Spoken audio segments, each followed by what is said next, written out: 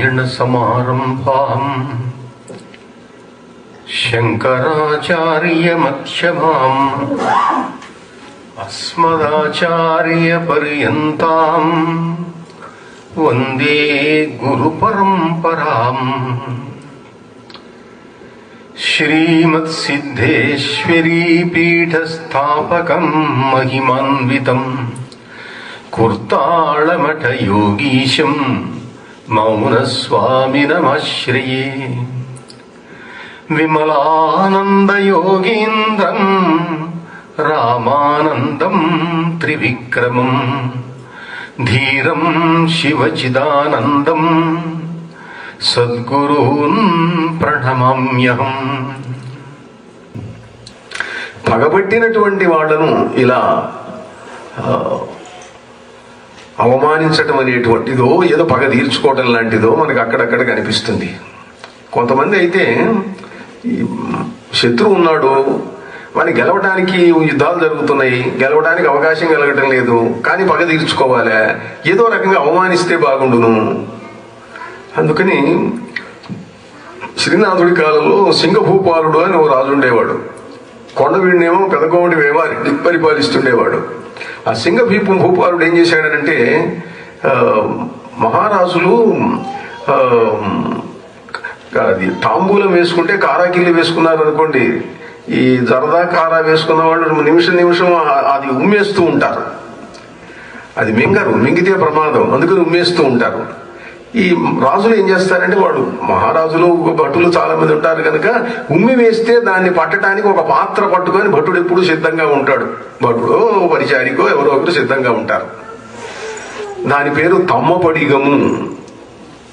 ఆ మహారాజు తాంబూలము ఉమ్మి వేసే పాత్ర పేరు తమ్మపడిగం. ఈ తమ్మపడిగానికి ఏం చేశాడనంటే, ఈయన వేమారెడ్డి పేరు పెట్టాడు. పెట్టి, ఒరే నేను ఉమ్మేయాలా, తమ్మపడిగం పట్టరా, వేమారెడ్డిని పట్టరా అనేవాడు. తమ్మపడిగం అనే బదులుగా వేమారెడ్డిని పట్టరా అనేవాడు. రోజు ఆ వేమారెడ్డి మీద ఉమ్మేసి, ఆ తమ్మపడిగం మీద ఉమ్మేసి, వేమారెడ్డి మీద ఉమ్మేసిన సంతృప్తి పొందేవాడు ఆయన. అది ఏదో అదొక రకమైనటువంటి ఆ సైకలాజికల్ ఇదన్నమాట. పోతే పోవాలి, శత్రువుతో యుద్ధం చేయాలి, గెలవాల, అది వేరు. అంతేగాని ఇదేదో అది చేసి వేమారెడ్డి మీద ఉమ్మేశాను, ఇవాళ 10 సార్లు ఉమ్మేశాను, 50 సార్లు ఉమ్మేశాను, అదే ఒక సైకలాజికల్ సాటిస్ఫాక్షన్ అన్నమాట. ఈ వార్తలు వేమారెడ్డికి చేరి ఆయనకు చాలా బాధ కలిగేది. ఇప్పుడు రోజు నా మీద ఉమ్మేస్తున్నట్ట అని చెప్పి అనేటప్పటికీ ఒకసారి శ్రీనాథుడిని పిలిచి, నువ్వు ఒకసారి వెళ్ళి రాయ్యా, నువ్వు ఏదైనా చేయగలిగితే చెయ్యి అన్నాడు. కవి సార్వభౌముడు బయలుదేరి ఆ సర్వజ్ఞ సింగభూపాలుడు ఆస్థానానికి వెళ్ళాడు. వెళ్ళి ఆయన ఏదో స్తోత్రం చేశాడు, పద్యాలు చెప్పాడు, కవిత్వం చెప్పాడు. ఇది ఏమిటంటే, శత్రురాజుల ఆస్థాన కవి అయినా కూడా కవి పండితుడు అంటే గౌరవిస్తారు. రావుసింగ మహీపాలు దీవిశాలు నిండు కొలువున నెలకొని ఉండి నీవు సరస సద్గుణని కురుంబా శరదంబ. మానేనిపటికి చాలా గెలిచాను తల్లి లోకమంతా, అయినా ఇక్కడ ఏమైతుందో, ఇక్కడ చాలా మంది పండితులు ఉన్నారు. ఈ రాజు స్వయంగా గొప్ప సర్వజ్ఞుడని పేరు వాడికి, వాడే సామాన్యుడు కాదు, ఏదో ఇలాంటి చిన్న గుణం ఉన్నదే గాని గొప్ప శాస్త్రవేత్త, సర్వజ్ఞుడైన.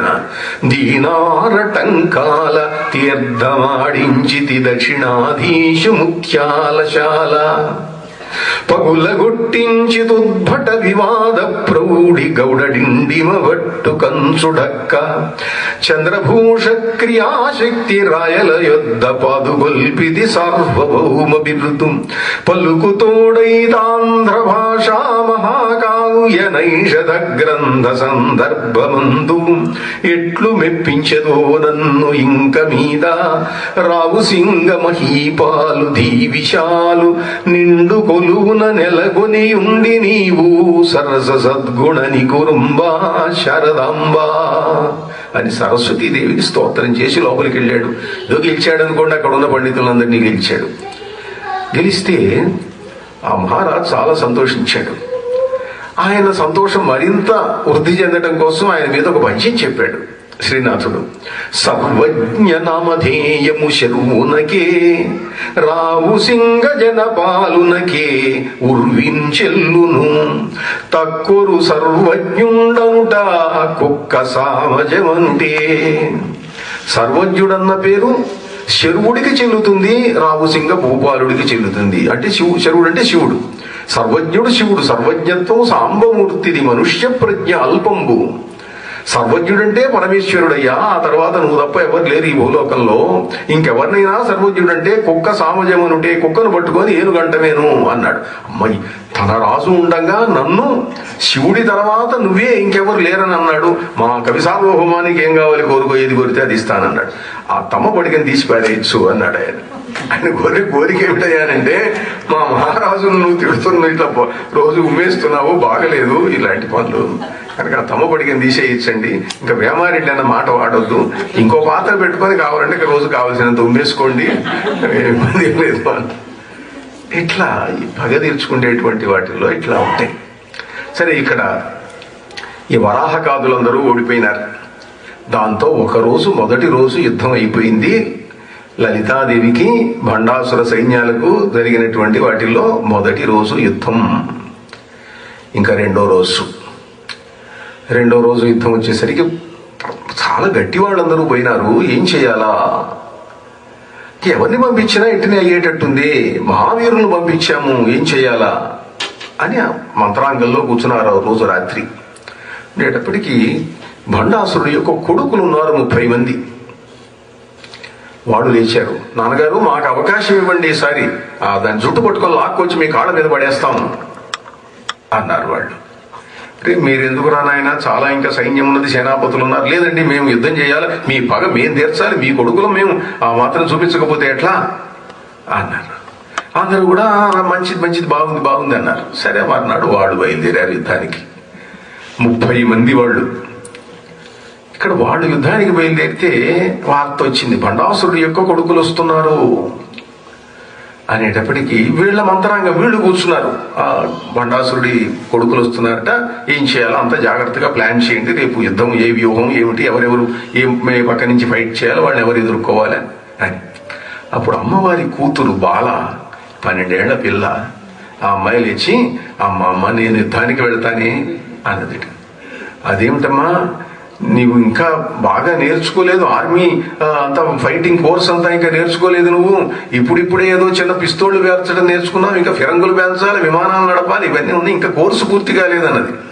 అంటే అప్పటి భాషలో అప్పుడు ఆయుధాలు అట్లా అంటేను, లేదమ్మా నాకు అన్నీ వచ్చు, అన్నీ నేర్చుకున్నాను, నేను వెళ్తాను యుద్ధానికి, ఏమైనా సరే ఆ వాళ్ళతో నేనే యుద్ధం చేయాలా, రాజుగారి కొడుకులు వచ్చినప్పుడు మహారాణి గారి నీ కూతుర్ని నేను యుద్ధం చేయకపోతే ఎట్లా అన్నది.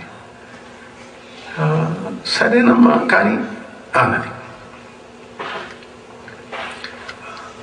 మర్నాడు యుద్ధం బాలాదేవి బయలుదేరింది. అరుణ కిరణ జాలైరంజితాశావకాశ విధృత జప పుటీకా పుస్తకా భీతి హస్త ఇతర వరకరాఢ్యా ఫుల్ల కల్హార సంస్థ నివసతు హృది బాల నిత్య కళ్యాణశీల.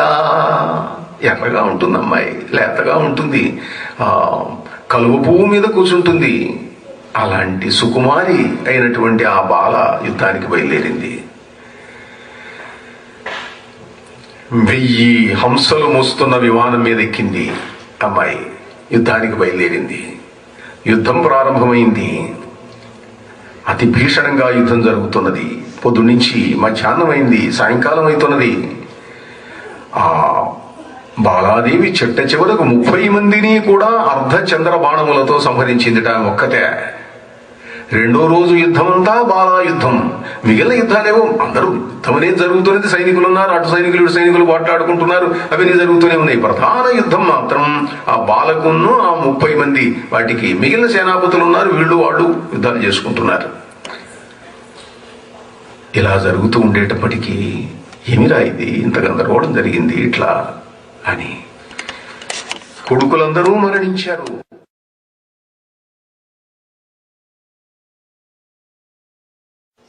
రాత్రి కూడా యుద్ధం చెయ్యాలా ఆలోచించి ఒకవైపు నుండి కొంత బెటాలియన్ వచ్చి అటాక్ చేసేటట్టు, మరోవైపు నుండి మరో కొంతమంది వచ్చేటట్టు, ప్రధాన సైన్యం వైపు అందరూ వస్తున్నట్టుగా పెద్ద సైన్యాన్ని ముందు పంపించండి, అందరూ ఇటువైపు వచ్చేస్తారు. లలితాదేవి యొక్క సైన్యం అంతా అటువైపు కేంద్రీకరించి ఉంటుంది, లలితాదేవి వెనకాల ఉంటుంది, వెనకాల నుంచి కొంతమంది అటాక్ చేసి ఆమెను దెబ్బతీసేయండి, కొట్టేసేయండి. ఇలా ప్లాన్ చేశారు. ఆ ప్లానింగ్ సఫలమైంది. కొంత వెనకాల కొంత అజాగ్రత్తగా ఉన్నారట లలితాదేవి యొక్క సైన్యం. అప్పుడు ఆ పక్క నుంచి మరొకళ్ళు వచ్చి యుద్ధం చేసి ఈ విశుక్రుడు అనేవాడు విషంగుడు అనేవాడు వెళ్ళి యుద్ధం చేస్తే అప్పుడు లలితాదేవి యొక్క నిత్యలు ఉన్నారు. కామేశి, జ్వాలామాలిని, వంగ్నివాసిని మొదలైనటువంటి వాళ్ళందరూ ఉన్నారమ్మా, మాకు అవకాశం కల్పించు అన్నాం. అంతా చీకటిగా ఉంది. అప్పుడు ఈ జ్వాలామాలిని ఆ పరివారంలో ఉండే పేరు, వంగ్నివాసిని వాళ్ళిద్దరూ అగ్నిమూర్తులు. వాళ్ళు తమ శరీరాలను విజృంభింపజేసేటప్పటికి అంత వెలుగు వచ్చేసింది. శత్రువులందరినీ కూడా సంహరించారు. అందుకే లలితా సహస్రనామాల్లో చూడండి, జ్వాలామాలిని కాక్షిప్త వంగ్ని ప్రాకార మధ్యమా అంటే అప్పుడు లలితాదేవి ఏం చేసిందంటే మనం ఇంకా జాగ్రత్తగా ఉండాలి అని జ్వాలామాలిని విలిచి, నువ్వు ఈ సైన్యం చుట్టూ కోట గోడలాగా 1 మైలు 2 మైళ్ల మేర కొన్ని మైళ్ల ఎత్తున నువ్వు మంటలు మండిస్తూ ఉండు, చుట్టూ కూడా ఇది అగ్ని ప్రాకారంగా ఉంటుంది, ఎవరొచ్చినా కనిపిస్తారు, ఆ అగ్నిలోకి దూకి ఎవరు రాలేరు అని అంటే వాళ్ళు తమ శరీరాన్ని అలా చేసిందట. జ్వాలామాలిని కాక్షిప్త వంగ్ని ప్రాకార మధ్యగా అది ఫెయిల్ అయిపోయింది. అప్పుడు మళ్ళీ విశుక్రుడు ఏం చేశాడనంటే ఒక పెద్ద రాయి తీసుకొచ్చాడు. బండ, కొన్ని మైళ్ల పొడవు కొన్ని మైళ్ల వెడల్పు ఉన్నటువంటి శిల. ఆ శిల మీద ఒక యంత్రం వేశాడు. విఘ్న యంత్రము దాని పేరు. ఆ విఘ్న యంత్రం వేశాడు. విఘ్న యంత్రం వేసేటప్పటికీ వేసి దానికి ప్రాణప్రతిష్ఠ చేసి దానికి జంతువులను బలిచ్చాట. ఆ బలిచ్చి ఆ యంత్రం వీళ్ళ సైన్యంలో వేద్దాము అని వెళ్ళారు. చుట్టూ మంటలు మండుతున్నాయి. వాళ్ళు చాలా ప్రికాషన్స్ తీసుకున్నారు. జ్వాలామాలిని, వంగ్నివాసిని లోపలికి పోవడానికి వీల్లేదు. కానీ వాడు ఆకాశంలోకి వెళ్ళి దూరం నుంచి ఆ రాయిని విసిరేశాడు వీళ్ళ సైన్యంలోకి. లక్షల కోట్ల సైన్యం ఉన్నది. ఎక్కడో చీకట్లో, ఎక్కడో చెట్ల మధ్యనో ఎక్కడో పడిపోయింది. ఎవరు చూడలేదాన్ని.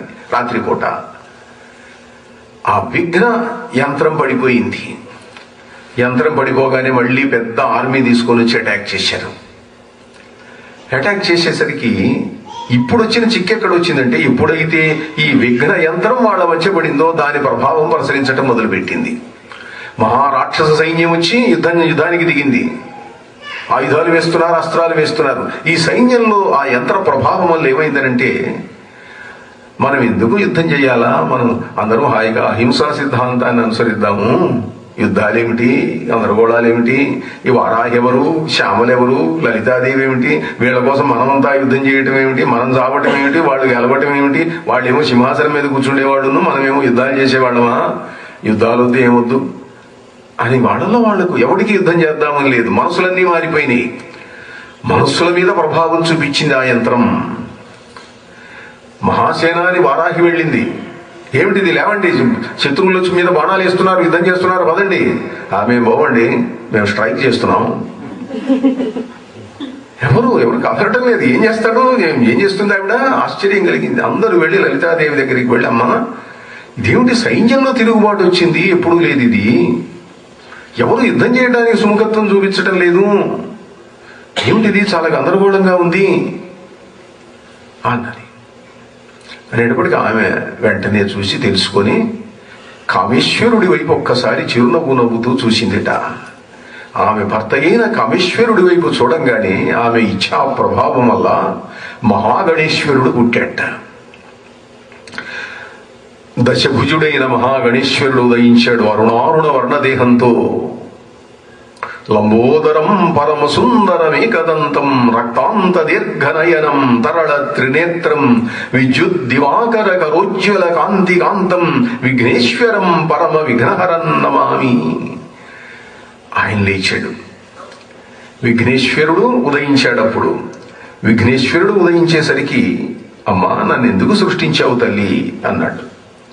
ఆయన వాడు ఏదో చేశాడు, ఆ శత్రువులు మాయ చేశారు, ఆ మాయను నువ్వు భేదించు, అది ఏమిటో నువ్వే కనుక్కో, ఏదో యంత్రం పడింది, ఎక్కడో పడింది, అది ఎక్కడున్నది, ఏమున్నది, దాన్ని నాశనం చేయి అన్నాడు. అతడు ఒక్కసారి ఆకాశం వెళ్ళి సైన్యమంతా కూడా తిరిగాడు. అన్ని చోట్లు తిరిగాడు. మధ్యలో ఒక చోట ఎక్కడో రహస్యంగా చెట్ల మధ్య, పుట్టల మధ్య, కొండల మధ్య ఆ యంత్రం పడినది, జయ విఘ్న యంత్రం. అతడు వెంటనే దాన్ని తన దంతములతో చేతులతో దాన్ని ముక్కలు ముక్కలు చేసి పొడి పొడి చేసి తీసి అవతల బారేశాడు. మహాగణేశ నిర్భిన్న విఘ్న యంత్ర ప్రహర్షిత. మహాగణేశ్వరుని చేత నిర్భిన్నమైపోయింది ఆ విఘ్న యంత్రం. ఎప్పుడైతే యంత్రం పోయిందో అందరూ లేచి నిల్చున్నారా, అందరూ మళ్ళీ ఆయుధాలు పట్టుకున్నారు. అమ్మా ఆజ్ఞ, యుద్ధం జరిగింది. మళ్ళీ శత్రువులు ఓడిపోయినారు, మళ్ళీ వెనక్కి వెళ్ళిపోయినారు. రెండో రోజు యుద్ధం అయిపోయింది. మూడో రోజు యుద్ధం. మూడో రోజు విశుక్రుడు, విషంగుడు, భండాసురుడు యొక్క సోదరులు బయలుదేరారు. భండాసురుడు దుఃఖ సముద్రంలో మునిగిపోయి ఉన్నాడు. కొడుకులందరూ మరణించారు. అయ్యో వంశమంతా నాశనం అయిపోయింది, ఇంకెట్లా? వీళ్ళు ఓదార్చి ఏమైనా సరే యుద్ధం చేయాలి, తప్పదు అన్నారు. ఆయన ఆజ్ఞ తీసుకొని మళ్ళీ మర్నాడు బయలుదేరారు. బయలుదేరి యుద్ధం జరుగుతున్నది. సూర్యుడు పైకి వస్తున్నాడు, ఎండ బాగా మండుతున్నది. ఈ విశుక్రుడు తృషాస్త్రము అనే అస్త్రాన్ని ప్రయోగించాడు. తృష దప్పిక, అందరికీ దప్పిక. ప్రతివాడికి నాలుగు చుట్టకపోతున్నది, నాలుగు బెడచగడుతున్నది. దప్పిక దప్పిక దప్పిక. అమ్మవారి సైన్యంలో ఎవరు యుద్ధం చేయడానికి లేకుండా ఉంది. యుద్ధం చేయడాలని అనిపించడం లేదు, నోరెండిపోతున్నది. సరే అమ్మా, నోరెండిపోతున్నది తల్లి, యుద్ధం చేయలేకుండా ఉన్నాం. అప్పుడు మళ్ళీ మహాసేనాని దగ్గరికి వార్త వెళ్ళింది. తృష వారాహి దగ్గరికి. వారాహి అప్పుడు తన రథంలో ఒక చోట కాపలా ఒక పక్కన ఉన్నాడు సురాసముద్రుడు అనేటువంటి వాడు. ఆ సురాసముద్రుని పిలిచింది. నువ్వు వెళ్ళి వాళ్ళందరి దప్పిక తీర్చు అన్నది. వాళ్ళందరి దప్పిక తీర్చు అనేటప్పటికీ వాడు ఆకాశానికి ఒక్కసారి పైకి లేచాడు. పైనుంచి వర్షం కురిపించడం మొదలుపెట్టాడు. ఒక పక్క బ్రాందీ వర్షం కురుస్తున్నది, ఒక పక్క విస్కీ వర్షం కురుస్తున్నది, జిన్ను, రమ్ము, ఇంకా ఏవో పేర్లన్నీ మీకు తెలిసిన పేర్లు. నేను ఇంత పేర్లు కొద్ది 3-4 మాత్రం విన్నాను. పేర్లు చాలా ఉండుంటాయి. అవన్నీ కురుస్తున్నాయి. ఆ రోజుల్లో సంస్కృతంలో మైరేయము, హాల, సుర ఏవో ఈ పేర్లన్నీ ఉండేవి. మందార, వారుణి ఈ పేర్లు. లలితాదేవి ఏం చేసిందంటే తన ధనుస్సుతోటి కొన్ని వేల లక్షల బాణములు వేసి తన సైన్యం వరకు చుట్టూ బాణ పంజరాన్ని నిర్మించి ఆ సురను ఆ సారాయాన్ని వాళ్ళు రాక్షసులు కూడా తాగకుండా తమ వరకే అందేటట్టుగా చేసింది ఆవిడ. పురాణం చక్కగా చెబుతుంది. దీంట్లో ఆ వచ్చినటువంటి సారాయిలు కూడా రకరకాల, ఎవరికి ఏ రుచి కావాలి, ఒకటి కొంచెం తీపి కావాలి, ఒకటి కొంచెం ఘాటు కావాలి, ఒకటి కొంచెం కారకారంగా ఉండాలి. ఈ రకరకాలైనటువంటి రుచులు కలిగినటువంటివన్నీ కూడా మందార వరుణి మద ఘురుణ్ణి తాత్ములు అయినారు. అందరూ కూడా రకరకాలుగా అయ్యేటప్పటికీ అందరికీ గాయాలు పోయినాయి, సేద తీరింది, అలసట తీరింది, హాయిగా ఉంది, వాంఛిపం ఫస్ట్ క్లాస్ గా తాగేశారు అందరూ కూడాను.